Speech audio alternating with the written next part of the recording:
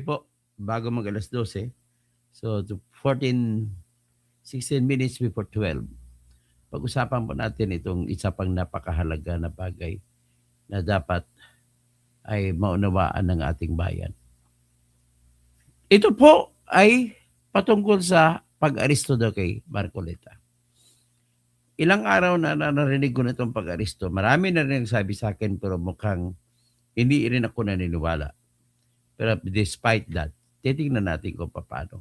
But bago dyan, ang lahat siguro ay magmo-music muna ako para pag-usapan natin kung paano ito tungkol kay Marcoleta. Wala na to. Titingnan ko kamatayan na ng katarungan sa Pilipinas. Wala nang katarungan po. Ang lahat kasi po na mga nagsisip-sip kay BBM dahil lang sa pera ay kani-kanyang galaw. Ang problema ko sa lahat, itong korte natin, bakit nagpapagamit? Okay lang papagamit yung mga mababa pero ang korte nagpapagamit eh. The fact kasi pag pinalabasan ng korte, pag pumayag, pinaprubahan ng korte, ang hinahaing kaso laban kay Marcoleta, ibig sabihin, patay na po ang katarungan sa Pilipinas. Bago yan, pakinggan mo natin si Sara. Para kay Sara. Pag-asa ng itukhang na lang ni Sara ang ano. Itukhang ni Sara ang mga kurap. Sara, Sara, wala nang iba. Sara, Sara lang pag-asa. Sara, Sara, Luis Sally, good morning. Wasig from San Francisco, mga California. kontraktor ubusin niya. Si BBM Sandro ikulong niya. Si Tamba Zaldi ikulong niya. Tapang at malasakit ibalik para bayan ay manahimik. Durugin ang sindikato sa korte, sa DPUA, sa DS Void, sa PhilHealth. So, ito po ang malungkot. Sobrang lungkot ako. Ang problema ko, yung taong mga makikita natin na inaasahan ko sana na makipaglaban para sa katarungan. Hindi na po lumalaban. Bero mo. Ang nakipaglaban na lang tira na si Marcoleta, si Alan Peter Cayetano. Yung dalawa, tapos back sa kanila si Pia Cayetano, si Robin Padilla, si Loren Ligarda, si Amy, si Bongo, hindi rin makapaglaban na maayos yan. So, sino pa? Si Camille Villar, tsaka si Mark Villar, mukhang delikado pa. Ladies and gentlemen, hindi po yun ang tinitingnan ko yung ma-impeach ba si Sara Duterte o hindi. Ang tinitingnan ko rito ay ang katotohanan po na wala na talagang katarungan. Pero bagong lahat yan, i-discuss ko lahat, possibility, pero patugtugin ko muna ng aking channel ID.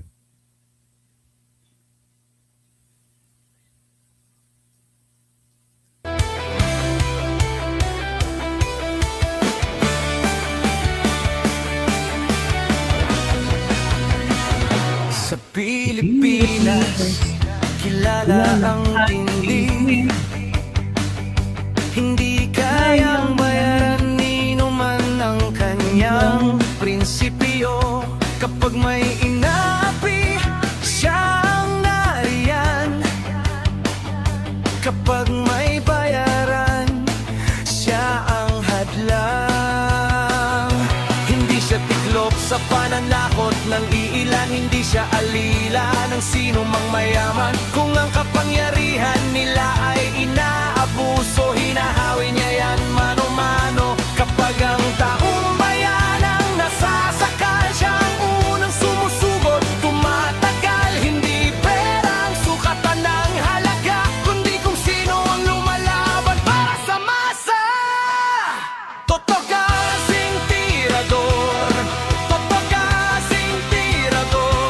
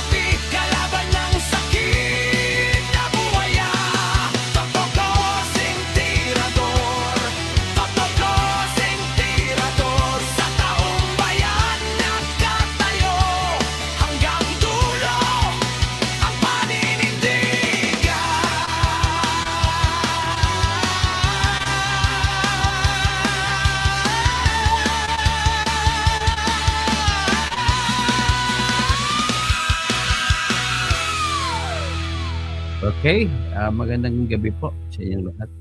At ang pag-usapan natin ay ito, papakita ko sa inyo. Ang direct na balita, kahit mismo si Marcoleta nagsasabi na aarestuhin siya. So, ngayon, nakikita ko po ang facts of the case. Pag sinabi ko po facts of the case, yun po yung binubuo nila na reklamo laban kay Marcoleta. Ngayon, sa suma total po, gagamitin kong aking alam sa batas. At hindi magbabago ang alam ko na ganoon din dapat ang manaig. Ay wala pong plunder. At kung matuloy man na mayroon siyang warrant of arrest, ang ibig pong sabihin nito, mismo yung mga korte natin ay nagpapagamit. Yan po ang katotohanan ng buhay. So, dito, pakinggan muna natin ang sinabi ni Marcoleta.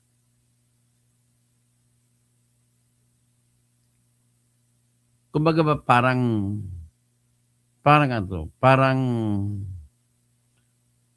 naniniwala na ako na totoo nga meron. Pero bago yan, ang isa pang balita na nakuha ko ay walang sinuman sa mga police generals na kahit si John Vic Remulla ayaw nila magpatupad ng warrant of arrest laban kay Marcoleta. Kahit nga si Matibag, NBA agent Matibag na direktor, ayaw rin magpatupad.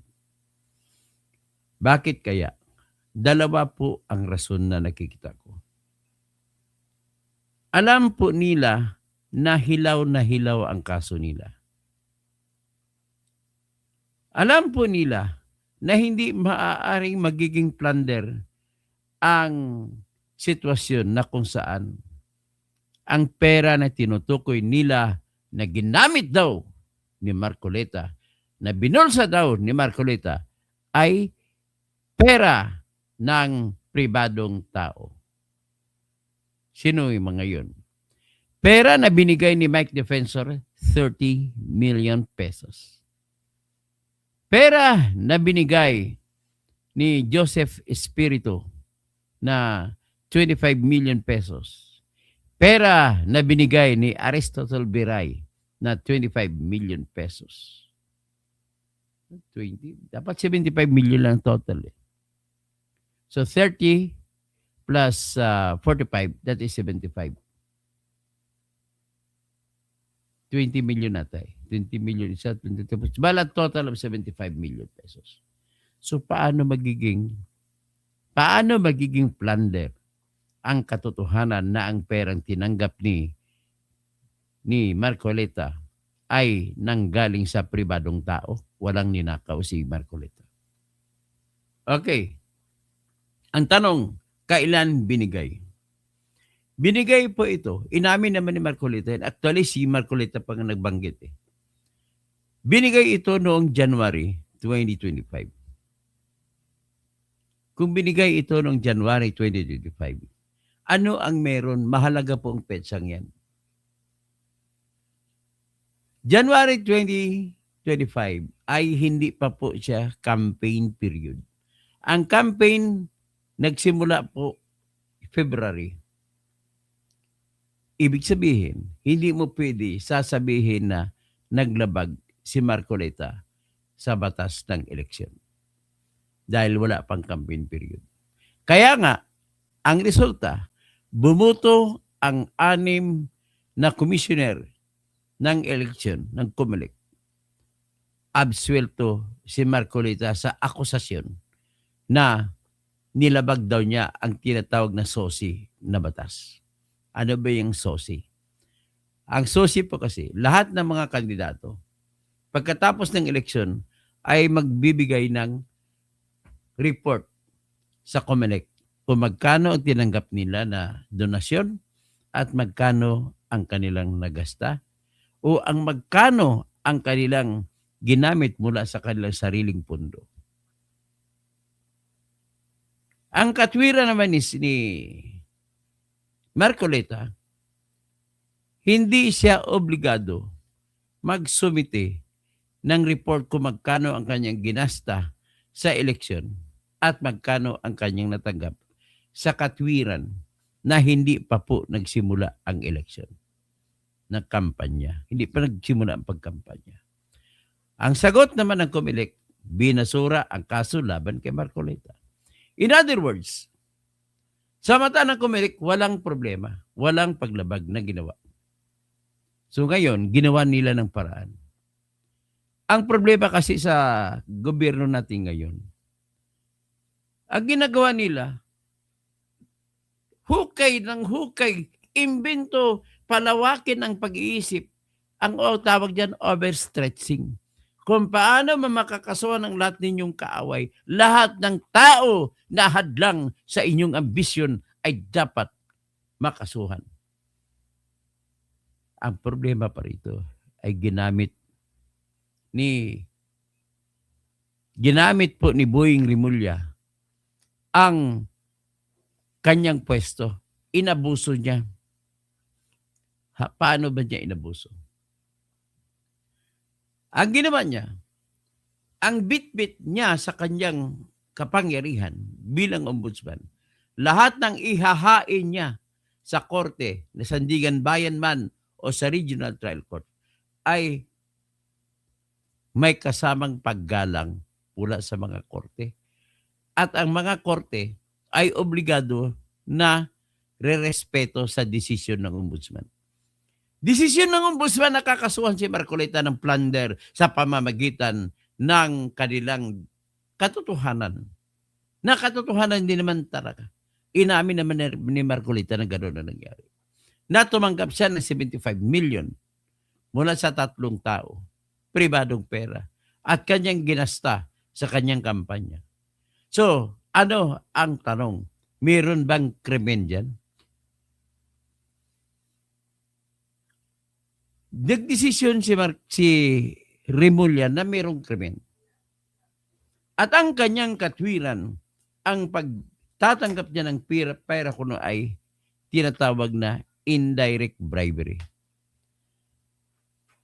Mga kababayan, ang kahulugan po ng indirect bribery ay ganito. Kapag ang isang opisyal ng bayan ay tumanggap ng pera mula sa pribadong tao, hindi galing sa gobyerno, pinaparusahan ng batas natin kung ang pagbibigay ay may koneksyon sa trabaho ng tao na binigyan ng pera. Ngayon, tandaan natin, lahat ng umaakusa ang siyang may obligasyon magbigay ng ebidensya kung ano ang pakay ng pagbibigay ng pera. Pangalawang tanong, kung krimen man yan ang pagbibigay ng pera, dapat bang isama mo ang mga nagbigay ng pera?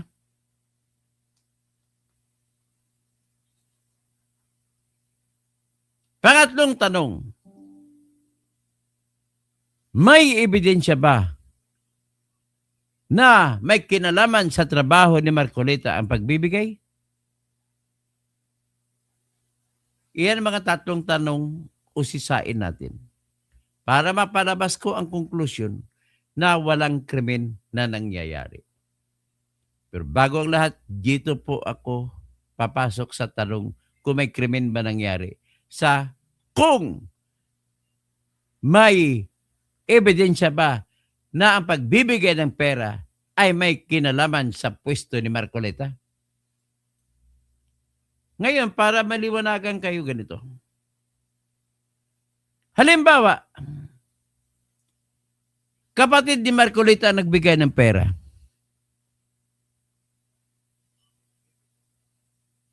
Ano kayang sitwasyon?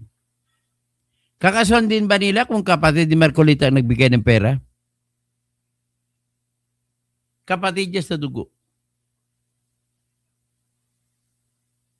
Yan ang unang tanong. Pangalawang tanong, dahil iglesia ni Kristo siya, kung ang nagbigay sa kanya ay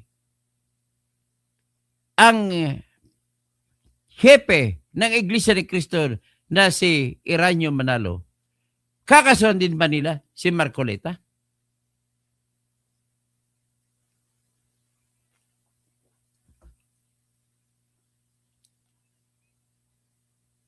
Kung ang nagbigay ng pera ay anak ni Marcoleta, may krimen ba?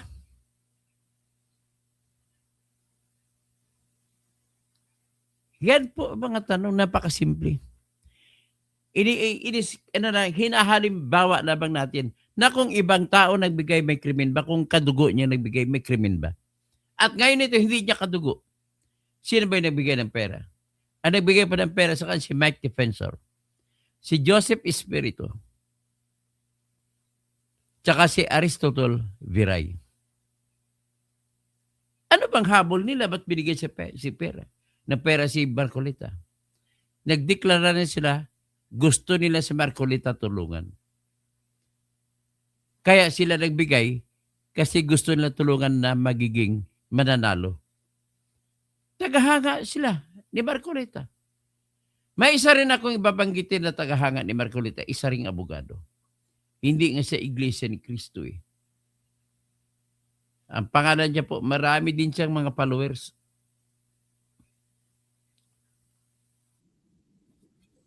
So, kung titingnan mo itong abogadong ito, hanapin ko ngayon.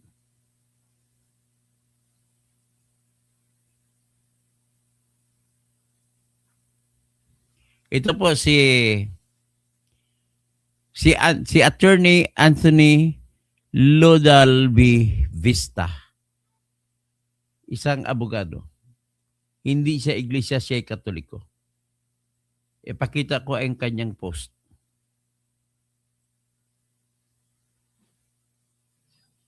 Ito po yung post ni Attorney Anthony Lodalvi Vista. So ngayon, ito yung kanyang confession na tinatawag. Sabi niya, noong 2025 Senate elections, I voted for only one candidate. At iyon ay walang iba, si Rodante Marcoleta. Sabi niya rito, pareho silang abogado. Pero nakita niya ang prinsipyo ni Marcoleta na hindi nagbabago. Nagulat siya nung nakuha ang pansin niya nung nakita niya sa House of Representatives na hearing si Marcoleta na tumatayo. Kaisa-isang tao, kaisa-isang congressman na tumayo para ipaglaban si Sara Duterte laban sa mga tira ng mga congressman sa Quadcom Committee at saka Good Government Committee. Nakita niya pagka-prinsipyadong tao si Marcoleta. Kahit alam niya sa survey ay kulilat si Marcoleta. Ang ginamit niya, pwede siyang bumoto ng 12 senador. Kandidato pagka-senador. Pero isa lang ang binoto ni Attorney Anthony Lodalvi Vista. At sadyang natutuwa siya at sobrang tuwa niya yung hindi nagbago ang pinakita ni Marcoleta ay hindi siya nagbago. Si Marcoleta ay ganun pa rin Marcoleta sa pagkakilala niya. Ngayon, nalulungkot si Attorney Vista, nalulungkot siya. Dahil kinakasuhan na ngayon si Marcoleta. Isa lang ang pananaw niya, kaparehas din sa pananaw ko. Kamatayan na ng katarungan sa Pilipinas. Panahon basta ikaw ay hadlang sa pangarap ng administrasyon ni BBM. Hahanapan ka ng butas.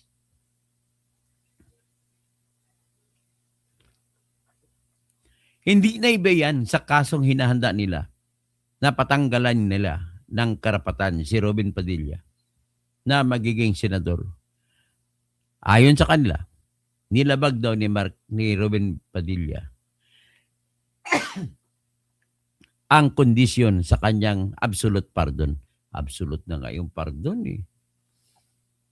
Walang kondisyon na binigay ni Duterte noon ang pardon kay Robin Padilla para makatakbo siya pagkasenador. So ito po, magiging fair lang tayo sa facts. Hindi po, ang opinion ko po rito ay base sa libro kung ano sinasabi ng batas. Alright, pakinggan muna natin si Marcoleta. Ito pong ebidensya na nangyayari ngayon. Pakita ko muna ito bago natin pakinggan si Marcoleta. Nang problema sila. Alam mo bakit sila ng problema? Number one, sa totoo, sinabi ko kanina, maski sila, hindi sila kumbinsido na nagkasala si Marcoleta. Kalain mo private money. Hindi niya ninakaw, ginasta niya lahat sa eleksyon. Hindi yung para sa kanya, kundi para sa election, para sa kampanya. He did not own the money. And because he did not own the money, he spent it as wished for by the donors. It was donated to the campaign, not donated to him as a person. Kaya inubos niya rin.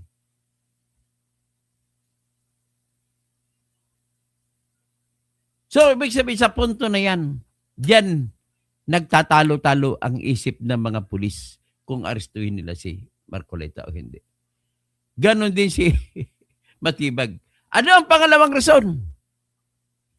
Ang pangalawang rason po talaga kung bakit sila ay andap na ipalabas ang warrant of arrest laban kay Marcoleta ay ang katotohanan na ang Iglesia ni Cristo ay iisa sa kanilang pinaglalaban. Sa totoo lang dapat itigil ng impeachment, sabi ng Iglesia ni Cristo. Hindi nyo nga sinunod ang kanilang pakay, ang kanilang hinihingi. Ngayon, arestuhin nyo pa si Marcoleta na kanilang anak. Ang katotohanan, natatakot sila mga police general. Natatakot sila, pati si John B. Cremulya. Mga politiko kasi. Na kung inaresto nila, arestuhin nila si Marcoleta, sigurado ko na walang mga kamag-anak sila, mga pulis na mga politiko at kamag-anak ni John B. Cremulya na mga politiko, pati si John B. Cremulya, lahat sila ay hindi iboboto ng Iglesia sa darating na eleksyon sa 2028 kung matutuloy man ang eleksyon.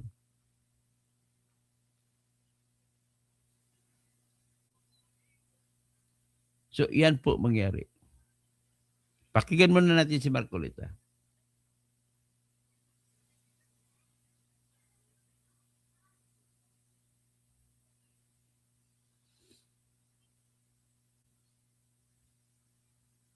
Yan siya sabi, walang mag-aresto. Yan.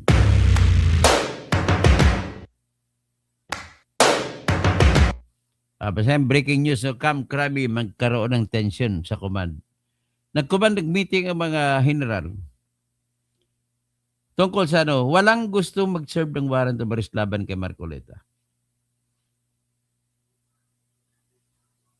Isa lang po ang nakikita kong dahilan. Sabi ko nga, dalawa pala. Alangan sila ma-justify yung katotohanan na hindi naman pera ni Marcoleta, hindi naman pera ng gobyerno yun. Pangalawa ay takot sila ostracize sila ng lahat ng mga butante na Iglesia ni Cristo. Ang mahirap pa nga dyan sa kanila, iisa kong bubuto ang Iglesia ni Cristo.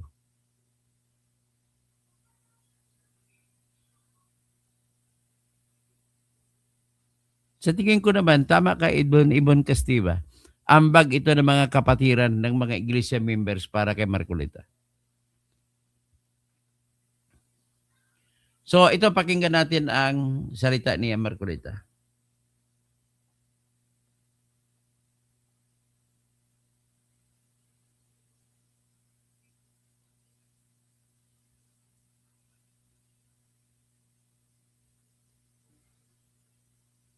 Maaari pong isang araw, hindi po natin alam kung ngayon o bukas, Saka makalawa, ay iahain po sa akin ang warrant of arrest upang ako po ay arestuhin.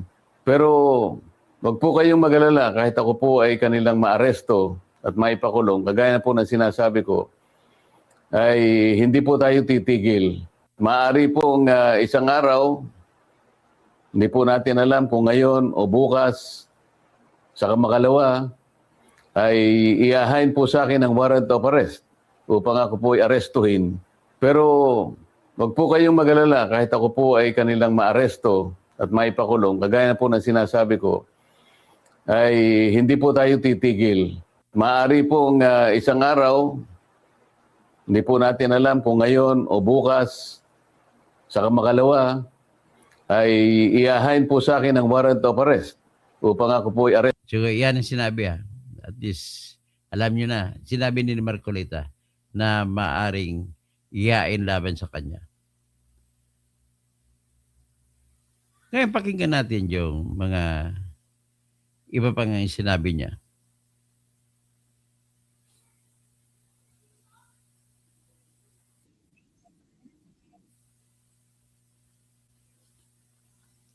Yan lang nagkakainam sa Iglesia ni Cristo eh. Nagkakaitsa talaga sila. In union there is strength talaga.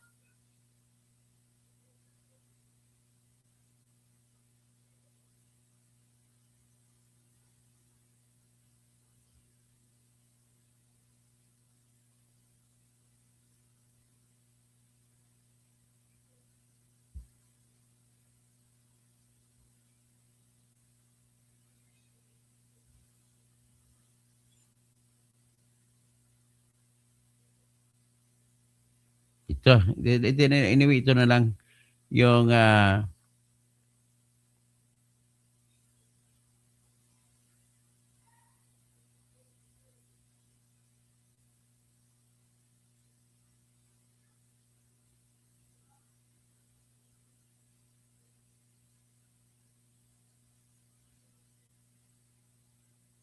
sabi yung interview kay hinanap ko yung interview kay Marcoleta.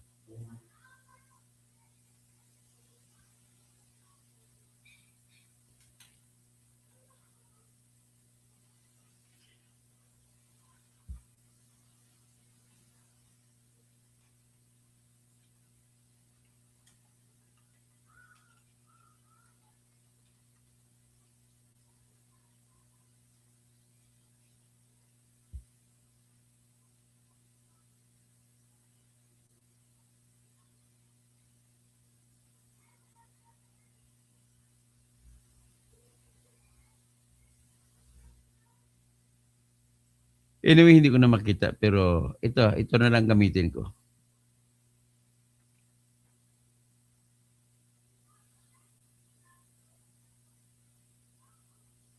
Bakit hindi ka ma-stress? Ipinamamarali talaga niya yung kanyang idea. Isipin mo, ikaw ay naging bahagi ng pinakamataas na hukuman ng ating bansa. Taas-taas ang hukuman, opo. Oh. Pagkatapos sasamahan mo yung mga ganun, may stress ka talaga eh. Kung ako doon, mananahimik na lang ako. Dinala ko yung keyboard nun eh. Pagka gano'n naman. Nang dahil lamang sa kagustuhan nila na baguhin yung quorum. Dahil talagang mali yung ginawa eh. Ibig sabihin, ang ugat nila ay kasi gusto nila babaguhin ang quorum para makonvict nila si para dun sa presidential na Senate presidency makukuha. At saka in the final analysis para makonvict nila si Sara Duterte. Tayo na ito ngayon. Bakit ganitong ginawa ninyo sa ating bansa? Kapwa Pilipino, no? Di ba? Ang masakit pa doon, Sen, sa araw mismo ng kalayaan, naka-lockdown yata yung Senado, hindi ba? Nilockdown eh. Ginawa atang garrison. Nilockdown, bawal pumasok, bawal lumabas. Kasi sinabi namin na ipagpapatuloy namin yung pagdinig ng flood control scandal. Hindi pa kami... Nabanggit kasi natin nung Monday, Sen, kaya... Tapos pinikap ata sa news na mag-i-schedule ng pagdinig ng Webes. Hindi nila napakinggan yung bandang huling programa natin. Talagang may plano naman kasi. Ngayon, gumawa sila ng paraan na may security threat daw. Yeah. Kung titignan mo naman, wala namang ginawang pagpapahayag yung National Security Advisor. Wala po. NICA, intelligence group. Wala man lang, sana man lang may nagpatunay, meron po talagang threat Opo. na nanggagaling po sa ganitong sektor. Ito po yung nakuha naming intel. Maliwanag naman na pinroses nila. Baka nga may konting, may sapat na ebidensya. Opo. Oho. Kaso, ang nagpahayag yung NBI. Paano naman nangyari? Kailan ba naman nangyari na NBI ang gagawa ng pagpapahayag na mayroong security threat Oho. sa Senado? Kaya importante ang araw na ito. Tama po. Bagamat 2026, makabagong bayani ng araw, nason, ano? Ang kinikilala ngayon. Pero siyempre, yung talaga mga bayani noon, kahit na po 2026 ngayon, ay dapat pa rin natin alalahanin, Sen. Di ho ba? Tsaka ang importante kasi, Jen, Nelson, ay yung ating watawat. Yan, opo. Yung asul sa aking pagkakaalam ay sumasagisag sa katapatan. Oho. Yung pula ay Sa katapangan. sumisimbolo sa kagitingan at katapangan. Yes no? po. Oo. At yung golden sun, yung ginintuang araw, ay yan ay sumisimbolo sa tapat. Mamaya, Sen, siguro paririnig natin kahit ilan man lamang. Kasi kanina po, sabay-sabay na itinaas, iwinagayway ang watawat ng Pilipinas sa iba't ibang mga historical sites ng ating bansa. No? Sana hindi lang ritual, Jen. Ano? Well, tama po kayo. Madali No? kasing gawin yun eh. Opo. Kaya pinipilit nating umpisahan sa ating watawat. Ang watawat ay sagisag ng ating bansa. Mhm. Kasi kung binawagayway mo lamang yan bilang isang ritual para lang makita ng publiko na may ginawa tayong isang seremonya, Mm-mm. ngunit yung mga sinasagisag ng ating watawat ay hindi naman nagkakaroon ng kaganapan, parang hindi rin tayo ganap na malaya, Jen. Tama po. Dapat nag-uumigting yan sa puso araw ng kagitingan. At kahit kailan ay hindi Araw ng kasarilan pala. Oh. hindi dapat makalimutan. Opo. Meron tayong pink May- at ibang mga shades ng mga kulay Oho. na para bang tayo yun eh. Hindi tayo ganun. Oho. Ang kulay natin ay kulay bandila lang at lahat ng sinasagisag ng kulay na yan. Huwag ka na lumayo, Nelson. Opo. Kami lang sa Senado eh. Ayun nga. 24 kayo, Sen, ano? Kasi, mang iba pala bilang, 22. Ina ba talaga kayong final na bilang ngayon? Sen? Doon sa bilang lang, hindi na Hindi ba kayo magkasundo? Eh, no? Oo. Dahil lamang sa politika.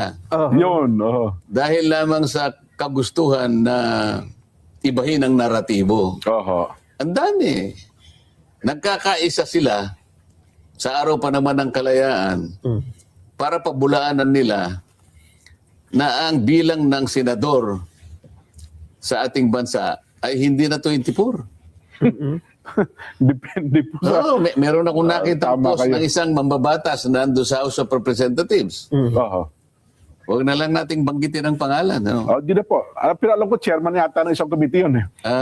Ang sabi niya, abay, ang nakasulat dun eh, of all its members. Yes. Sabi niya, no? Ng lahat ng miyembro So may nito. binabanggit siya doon na doon ay ikinakapit yung majority. Oho.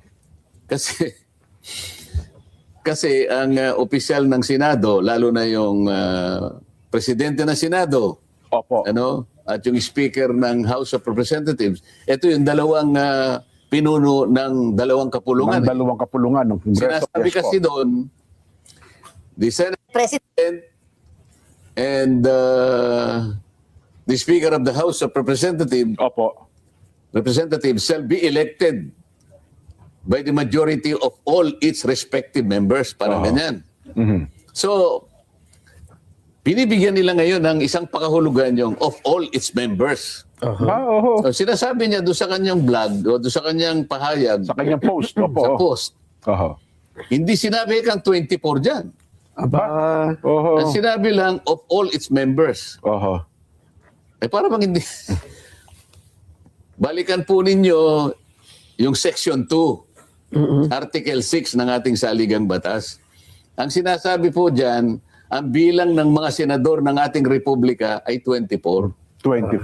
Oho. Ibig sabihin, hindi niya nabasa yun. Wala rin sinasabing Ang saligang 24 doon sa mismong kinukot niya. Wala doon. Pero tingnan mo yung Section 1. Ilan ang senador? Magsimula ka doon. Oho. Kasi yung Section 1, the Senate, Opo. at saka yung House of Representatives. Yes Tapos po. sa Section 2, ang senador, sabi niya, ay 24. Ayun. Karugtong pala. Bakit hindi niya nakita yun? Oho. Kasi kaya niya sinasabi yon, gusto nilang palabasin ngayon doon sa kanilang pinag-iisang konklusyon ngayon at argumento na nagsasama-sama na sila eh. Kaya kanina, minabuti kong umpisa ng aking pagsasalita sa mga kulay ng watawat. Opo. Dito merong kulay pink, Opo. merong kulay berde, Oho. merong kulay pinaghalong shade ng berde at saka pink. Hindi ko maintindihan kung paano na tayo eh. Kasi nga pinipilit nila na kapag ka ang isang senador ay kamukha ni Senador Bato ay nagtatago Oho. sa kadahilan ng alam na natin. Oho. At yung isa naman ay nakapiit ngayon Nakapiit. Yes dahil po. nga siya ay sinampahan ng demandang plunder at iba pa. Ang gusto nilang palabasin at gustong ipaunawa sa ating mamamayan, yung dalawang yon, Hindi na senador. Hindi na kasali. Yun, ang mabigat. Oho. sa mga tweet, hindi na 24, sabi nilang ganon, sapagkat yung isa na nakukulong, suspendido. Oho. Kasi tinitingnan nila yung Section 5 ng ating plunder law na pwede ka ngang suspendihin ng sandigang bayan. Kapag kinasuhan ka ng Oo. plunder. Yes po. So sa kanilang argumento, kapag pinaniwalaan mo, huwag niyo papansinin yung nakalagay sa Section 2 na 24 ang senador kasi yung isa nawawala. yung isa naman nakapiit. Nakakulong. Oho. So sa ngayon, kanya, ang aktibong miyembro lang, 22. Dalawa. Oh. So ngayon, pag kinuwenta mo kanya yung majority, ang denominator mo, 22. Oho. Doon do ibabase sa 22. Doon ibabase. Oo. So kung halimbawa 22 ng denominator mo, Nelson, Oho. ilan ang quorum base sa 22? The 12. 22 divided by 2 plus 1. Oh, ilan? Magiging 12 na lang. O kaya sasabihin niya, tama yung ginawa namin. Ayun. Kaya ang 12 kami kanya, May- legal kami. Oh, majority kami. May quorum. Saan ka nakakitang Aha. pangangatwira na ganyan? At ito malulungkot ka, hindi ka lang malulungkot eh. Siguro magtatanim ka ng Sama ng loob. sama ng loob. Siphayo siguro yan, Sen. Ano? At siguro parang baka magkaroon ka pa ng feeling na pagka-siphayo. Oo. Mabuti na lamang, naturuan ako kahapon na huwag na ma-stress, Sen. Na-stress na nga po ako nung makalipas na araw. Ika-i-stress mo talaga Oo yun po, naku, dami talaga. Ma-stress talaga tayo. Eh di mabuti na lang Lumakas po, may mga Anyway, ang tingnan natin, basahin natin ang Section 2, Article 6 ng ating pinakamataas na batas. Nagsasabi po rito, basahin natin sabay-sabay. Ay kung sabihin nyo na ako lang isa nagbabasa. Basahin natin sabay-sabay. Ito po, Article 6, the Legislative Department. Pag sinabi mo Legislative Department, binubuo yan ng House of Representatives at saka ng Senate. Okay, ito po basahin nyo. The Senate shall be composed of 24 senators. So 24, hindi magbabago kahit absent pang isa. Who shall be elected by the qualified voters of the Philippines as may be provided by law. Yan po, 24. So sinasabi rin ito sa Section 4. The term of office of the senator shall be 6 years and shall commence unless otherwise provided by law at noon on the 30th day of June, the following election year. No senator shall serve for more than 2 consecutive terms.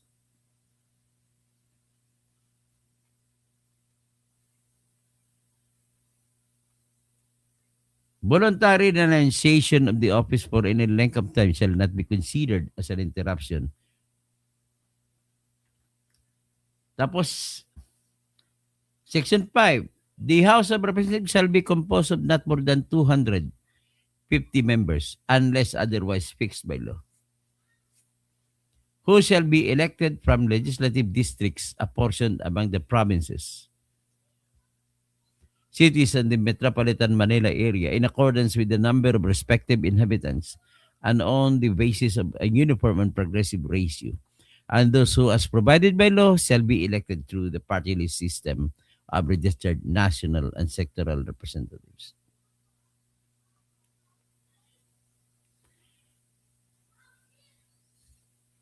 So, 24. So, 24 siya. Ngayon, titingnan natin ang epekto po nito. Tapos na tayo sa usapin sa Senate presidency. Ang usapin na lang na titingnan natin ay patungkol sa kung ilan ba talaga ang dapat na target nila. Kailangan pa liitin ang dami ng senador na bubuto para i-convict si Sara. Kung 24 kasi, divided by 3, that is 8. Ngayon nakalagay pa sa ating constitution na 2/3 ang kailangan na boto para makonvict si Sara Duterte.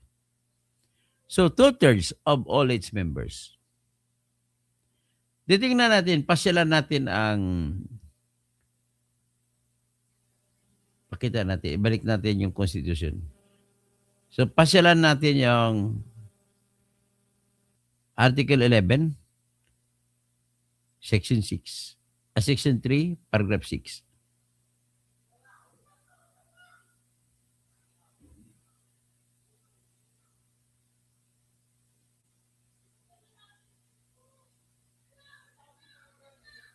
Ne.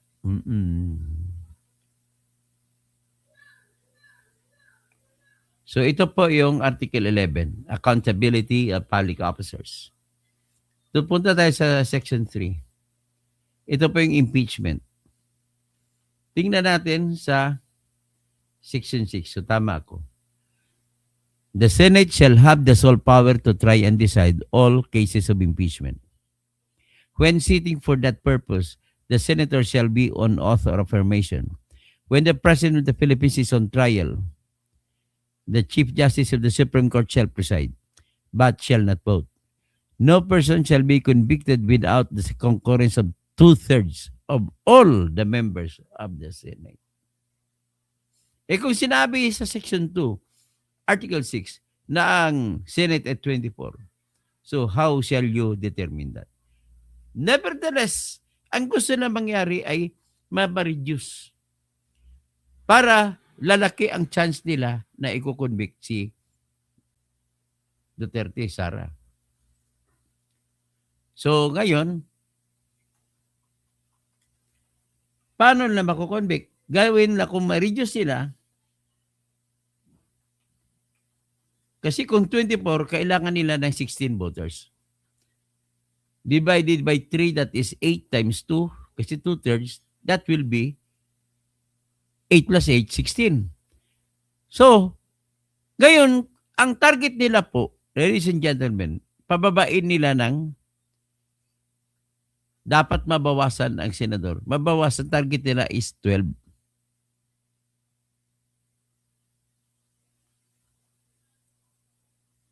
O 14 senators. O 12 senators. So, sa ngayon, ang mga senador natin ay 2 ay wala. So, tinatarget nila na wala. Kinasuhan si Jinggoy. Pagdating sa kaso sa plunder, so suspendido siya. So 2 na lang, maging 22. So gusto nila targetin si Marcoleta, ipapasok sa plunder. So magiging 21. So ngayon, kung magiging 21 siya, Argo o Ronel, 21 divided by 3, alam naman natin sa arithmetic, that is 7. 7 times 2, that is 14. So pagpalagay na natin kung 14, may chance ba sila kung 14? Sa ngayon po, 13 lang sila. So kung 14, paano makukuha? Ang mga senador po natin sa ngayon, tingnan natin ang lista ng senador. Magbilang tayo kung 14 kaya ba ng buuin. Bam Aquino, kanila yon. So 1. Alan Peter Cayetano, hindi na makukuha. Pia Cayetano, hindi na makukuha. Bato de la Rosa, hindi na makukuha kasi nagtatago. JB Ercito, makukuha na 2 na. Francis C. Escudero, makukuha na 3 na. Si Erwin Gatchalian, makukuha nila 4 na. Si Bongo, hindi na makuha. Tapos si Rizal Tiberos, makuha na 5 na. Tapos si Panfilo Lacson, makukuha nila 6 na. Lito Lapid, makukuha nila 7. Si Loren Ligarda, hindi na makuha. Si Rodante Marcolita, lalong hindi na makukuha. Aimee Marcos, hindi na makukuha. Robin Padilla, lalong hindi makukuha. Kiko Pangilinan, makuha na 8 na sila. Tito Soto, makukuha na 9 na sila. Erwin Tolpo, makukuha na 10 na sila. Rapi Tolpo, makukuha nila 11 na sila. Joel Villanueva, makukuha na 12 na sila. Camille Villar, hindi na makukuha. Mark Villar, hindi rin ito makukuha. Juan Miguel Zubiri, makukuha na 13 na sila. 13 lang. Nabanggit ko na lahat ng senador. 13 lang po. So, sino ang posible na makukuha na 14 mababaliktad? So, ang teorya po nila, kailangan makulong si Rodante Marcolita at tinatrabaho pa nila ang ICC warrant of arrest laban kay Bongo. So, ngayon, nakikita na natin ang target ay ipa-reduce into 14 votes. Pero hindi pa rin na makuha. Kaya kailangan i-reduce into 12 votes. So kung ma-reduce sa 12 votes, 6 plus 6 plus 6 dapat 18 at dapat ay mapakulong nila ang 6 na senador. Kung mapakulong nila, nakagaya ng 6, sino pang 6 pwede? Si Ruben Padilla, papakulong pa daw nila. So,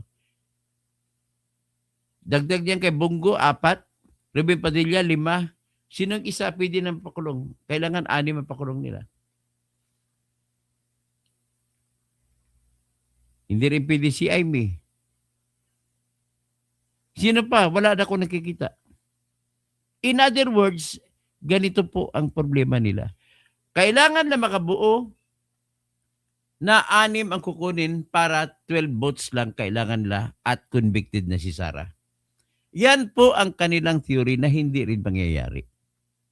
So, malaking awayan yan. Tatakbo yan sa Supreme Court. Kung gusto ipagpipilitan nila. Ang problema ngayon, what BBM wants, BBM gets. So ngayon, kung hindi na makukuha, ma-reduce na, babawasan 3, magiging 21 senators divided by 3, that is 7, times 2, that is 14 votes. Kaya ba? Pero malaking awayan yan. Pero nevertheless, that is their target para bakit nila aristuhin si Marcolita. Pero ang katotohanan ng buhay, nagdadalawang isip, pwede ba ito? Baka titirahin tayo ng mamamayan na magbutante. Ganon ang iniisip nila. At sigurado akong magagalit ang Iglesia ni Cristo kapag ginawa nila yan. Maliit lang ang Iglesia ni Cristo, pero solid naman kung bumuto. Yan po ang katotohanan kung nag-isa tayo. Kahit kunti lang, in union, there is really strength.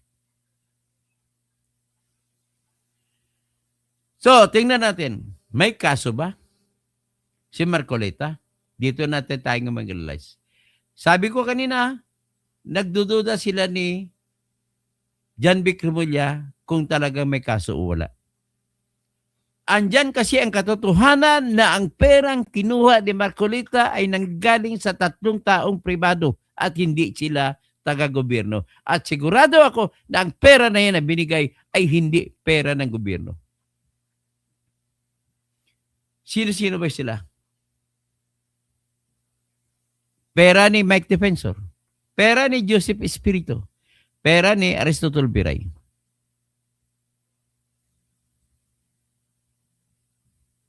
Ang tanong, nasasagutin ko, hindi ko pa nasagot.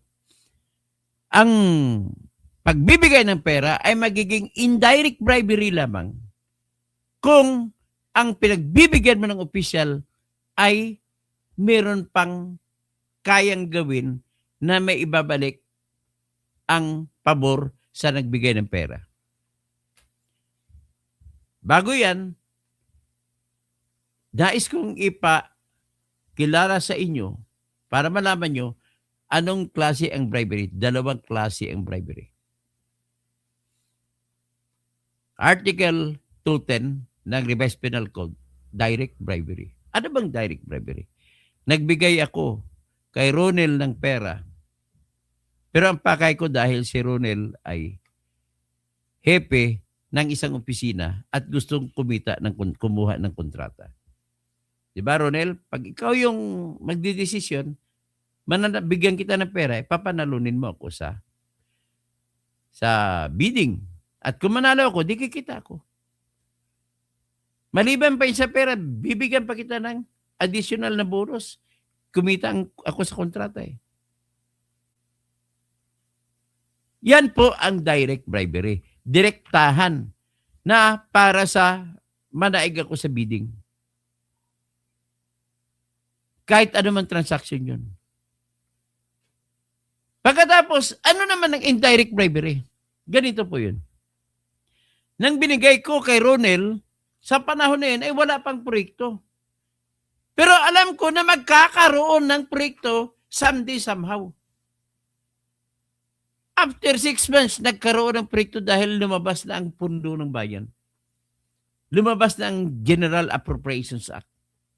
So ngayon, pupunta ko, Ronel, kumusta pare? Kumusta pare?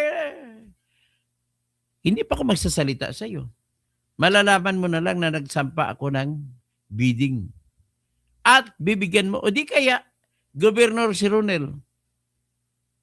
Kung Gobernador ka, Ronel, ang kapangyarihan sa pagbibigay ng prangkisa, o hindi prangkisa, kundi permit para sa pag-quarry. Halimbawa, gusto kong kumita sa pagkukuha ng paghakot, kukuha ng mga buhangin at bato.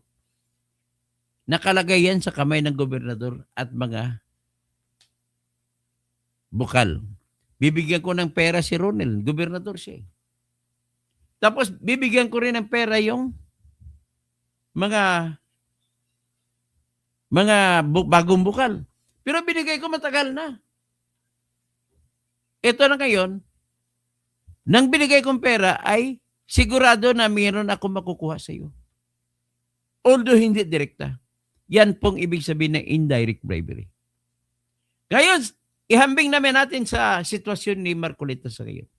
Sa panahon na yung January na nagbigay ng pera si Mike Defensor, si Joseph Espiritu, at saka si Aristotle Biray, ay wala ng committee si Marcolita. Tinanggalan siya ng committee. Kasi nga, tumindig siya para kay Sara Duterte. Kaya tinanggalan siya ni Romualdez ng mga committee. Hindi na siya member sa committee.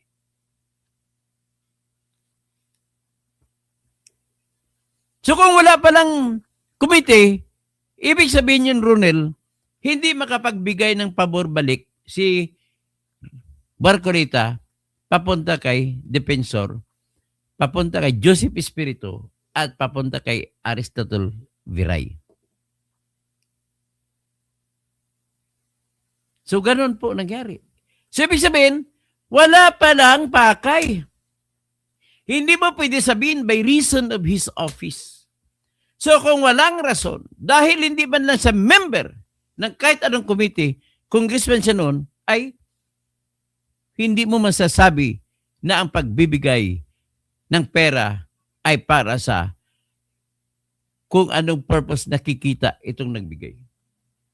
With that said, dagdagan pa natin ng kaisipan.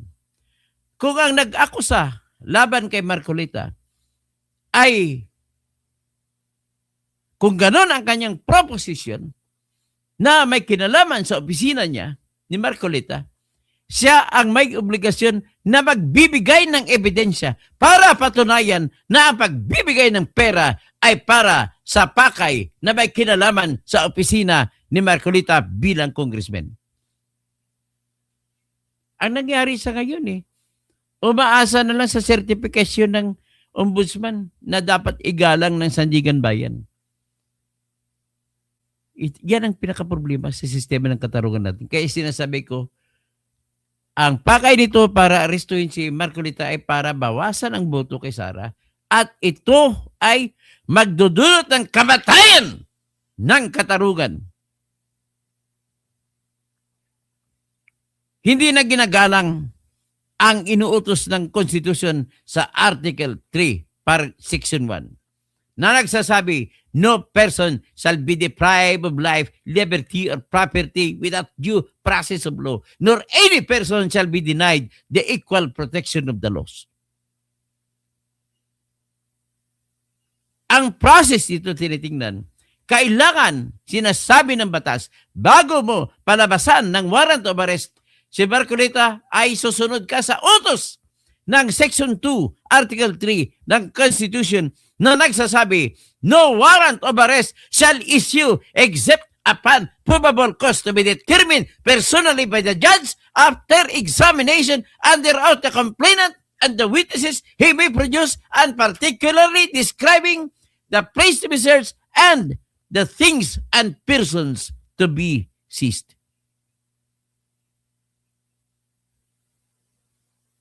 Wala na, patay ng katarungan. So, ibig sabihin, walang ebidensya ang nagreklamo laban kay Marcolita para kung saan ang pakay na yung pagbibigyan ng pera at papalabasan mo pa ng warrant of arrest. Ibig sabihin po, nagpagamit ang ating Sandigan Bayan.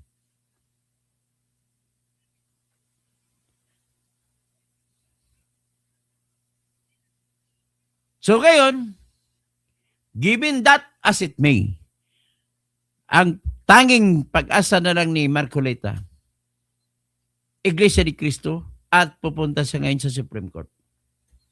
Icha-challenge niya.